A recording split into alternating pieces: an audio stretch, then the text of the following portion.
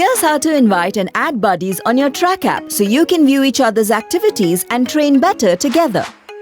Once you've opened the app, tap on Buddies on the menu at the bottom of your screen. You'll now see a list of your existing buddies if you've added any. If you haven't, tap on Add Buddies to get started.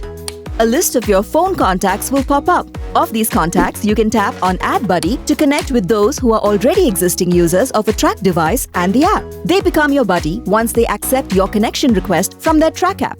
Then there may be contacts on your phone who aren't users of TRAQ. Tap on Invite to send an SMS invitation. An auto-generated SMS will be sent to the person you invited and you will get the confirmation message. Tap OK to proceed. Once your buddy accepts the invite, they're added to your list and you're good to train together. Once your friends appear in the My Buddy section, tap on the nudge button to get them to start making some progress. If they have progressed to a good percentage, tap on Cheer to encourage them. They'll get a ping in both cases.